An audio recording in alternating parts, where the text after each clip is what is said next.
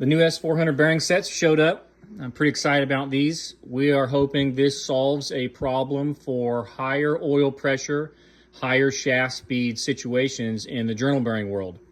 We have done all sorts of piddle and play in R&D with some of this stuff, blown up a bunch of turbos trying to figure out why.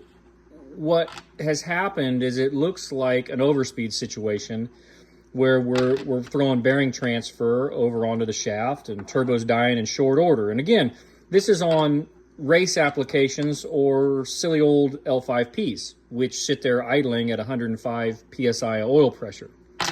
The stock bearing, you can see here, there's no passage in the middle. It's just smooth, tapered around.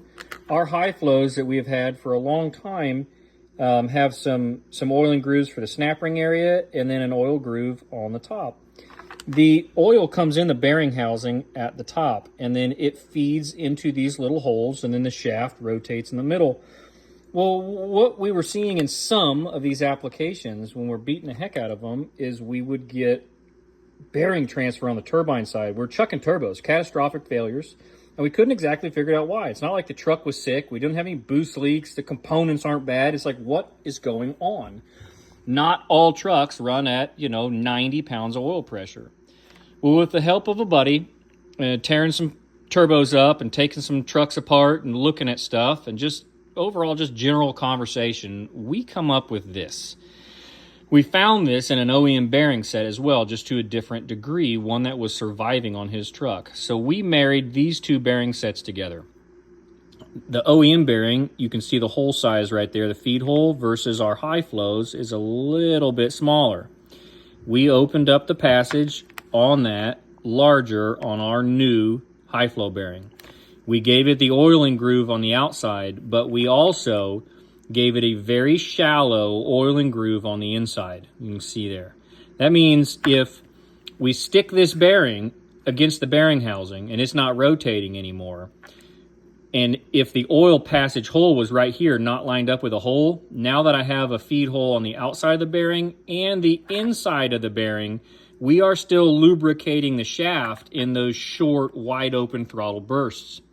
Very much believe that this is going to be the solution to the issues we were fighting with some of these higher oil pressure pickup trucks, mainly the L5Ps that need some type of regulated feed. That has solved most of the problems with an L5P, is regulating the feed. But I think this right here may further help the issue on an L5P and also help the one-off pickup trucks that you might have that just are operating really high oil pressure and knocking out the thrust bearing on the turbine side of the turbine wheel. So pretty excited about those. We're going to start putting those in all of the S400 builds front and back. Hopefully this doesn't turn into an issue like we had a couple of years ago with Greg My Turbo leaks. Most of that was due to high flow bearing sets like this on your thrust bearing, where we had a lot more oil flow on the thrust bearing versus our standard flow thrust bearing here. This cut down almost all of the Greg My Turbo leaks questions, and we've been selling those now, using those for about 2 years. But we went back to a more standard bearing here as well at the same time. The hope is that this can be a bridge of enough oil where we're not having the Greg My Turbo leaks question all the time and keeping those suckers alive. So pretty excited about it. We'll see what they do.